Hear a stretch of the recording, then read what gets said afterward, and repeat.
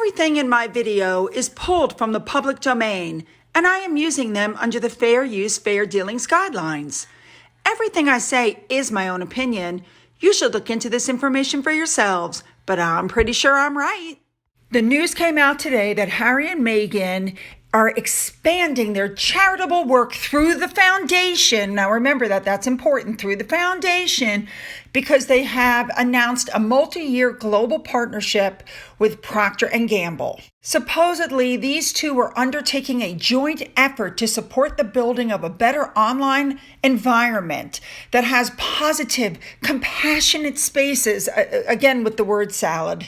And immediately people said, oh, the contract's worth $1 billion. They're making all this money.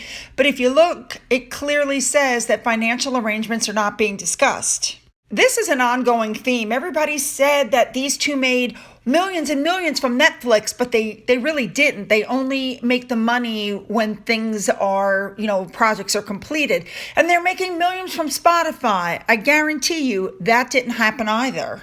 The only thing bothering me is the fact that Procter and Gamble is going through the foundation, which means legally Harry and his wife can keep 95% of the money for expenses. So if Procter and Gamble gives them $100 million, they get to keep $90 million or whatever for themselves. I don't understand why Procter and Gamble isn't just donating directly to whomever needs the money. Let's also not forget that this is the company that Harry's wife called anti-feminism and wrote a letter. And here's a little bit of a snippet.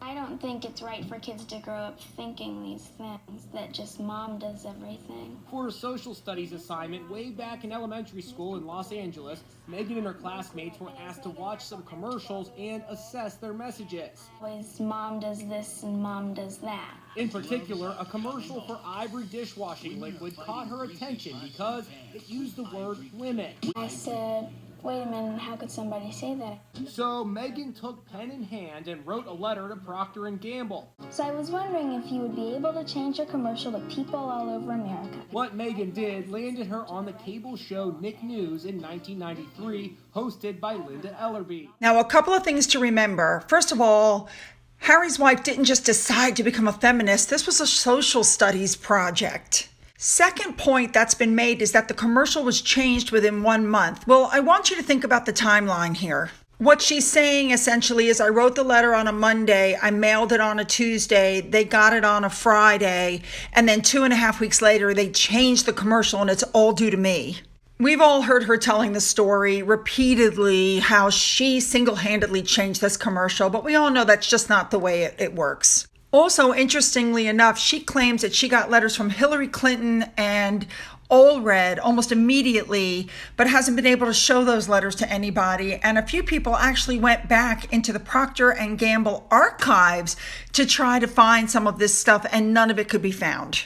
With that being said, one of my followers put the above comment on my video that you can see. She's no longer going to buy Procter and Gamble products. And I got to be honest, I'm going to be following that lead. I also will not be doing that anymore. If I look at a product and it says Procter and Gamble, I will start trying to look for another product. And as you can see, she actually wrote into them to give her displeasure.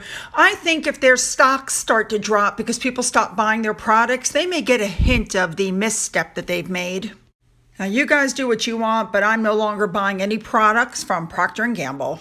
Another follower who I'm going to leave anonymous actually emailed me and said that, as you can see, that the deals they think give them an air of legitimacy, but they actually don't produce anything. But I agree with her analogy. There's so many balls up in the air that they appear to be active and involved and successful when the truth is they're scrambling. What do you guys think about the fact that Procter & Gamble is putting the money in the foundation where they're allowed to keep 95% of it? Make sure to leave your comments below. Don't forget to follow me on Twitter. Don't forget you can email me. Don't forget about that coffee fund. And as always, have a great day.